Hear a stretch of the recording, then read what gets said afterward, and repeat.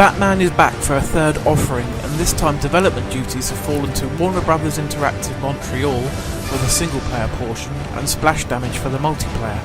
While I really enjoyed the first of the Arkham games, by the end of City I found myself starting to tire of the formula a little, to the point where I wasn't all that excited about the prospect of a third game, especially one that was a prequel. However, the game was quite heavily discounted in the post-Christmas sale last year, so I ended up getting it, where it languished on a shelf for quite some time. I eventually played some of it in March and was quite surprised at how much fun I was having, until I got stuck on a certain boss battle against Deathstroke. I then stopped playing until last month, when I decided to pick the game as one of my 10 candidates for the 2014 Summer Backlog Challenge, and just this past week I finally completed it. Let's break down what I thought of it in the end.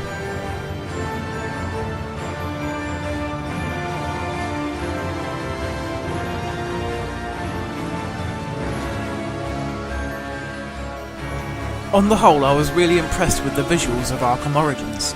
Everything is extremely moody and atmospheric, which works really well in single player. I found the sheer darkness of the levels was a bit of a problem online though, which is where your enhanced vision comes in. Batman can use detective vision as much as he wants, and indeed it is key to solving puzzles offline, but if you're playing as one of the Joker or Bane's thugs online, you only have a limited use of it before it goes on a cooldown. For a lot of the rest of the time I was blundering around in the dark. However, combined with the sounds, the excellent graphics really drew me into the world of Gotham and the story that was being told.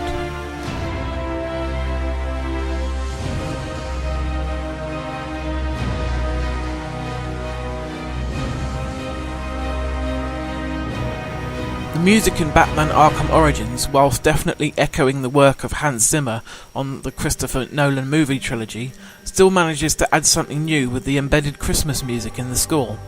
The game is set on Christmas Eve night, you see, so it makes a lot of sense, even if I happen to be playing the game in the middle of summer. Voice work is once again top notch, even if I personally prefer Mark Hamill as the Joker and Kevin Conroy as Batman over the new guys. The game also features top quality sound design, from the trademark boom of Batman's exploding gel to the cool effect that pulses through your speakers every time you level up. Top quality stuff overall.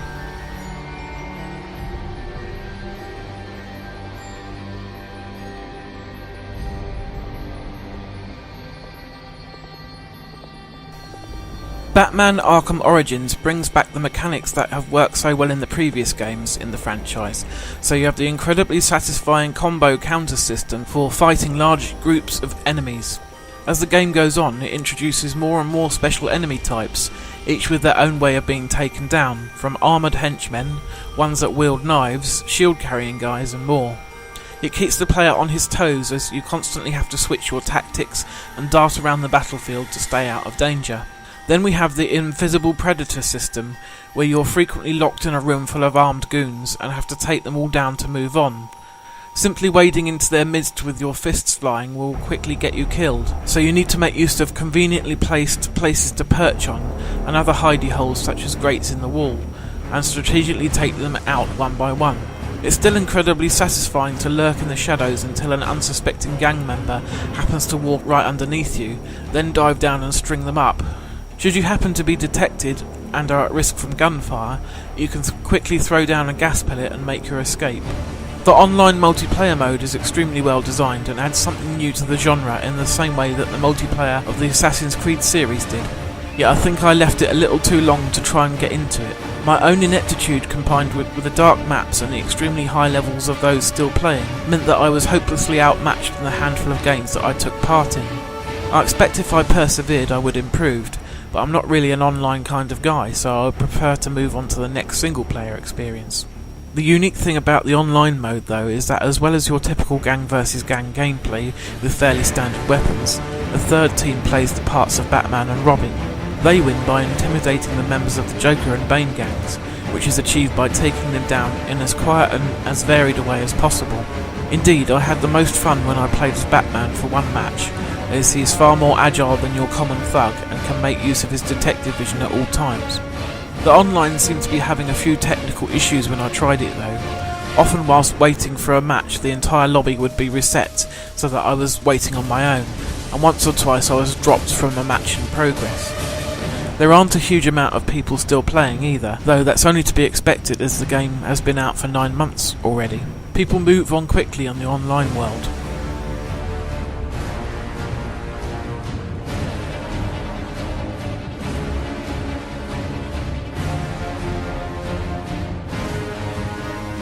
While the game is indeed cleverly designed, the single player mode is essentially retreading the same formula that has been used in the 2 previous games. I would have given this game a lower score in this category if it weren't for the rather innovative online mode, which does add something genuinely new to both this franchise and online gaming in general.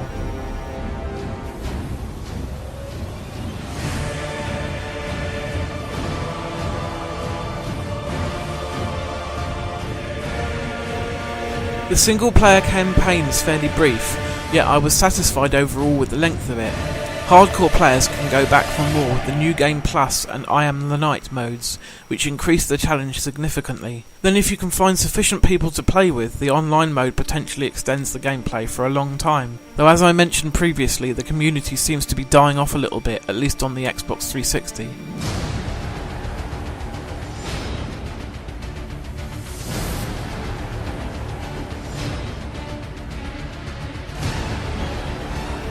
I was quite surprised just how much fun I had playing through Batman Arkham Origins, especially when I thought I was done with the series after Arkham City. I really enjoyed the story in this one, which was a fairly slow burn for the first half. Once the twist happens, it's a fairly rapid plunge towards the end of the game. Before I sign off, I must also add that I quite enjoyed most of the side content this time. I still haven't got the patience to find and solve every single one of the Enigma puzzles, but I did take the time to do everything else, and I had great fun doing so. This game really brought me back on board after the double disappointment of Arkham City and of The Dark Knight Rises in the cinema, so now I'm really looking forward to seeing what Rocksteady Games brings to the table with Arkham Knight.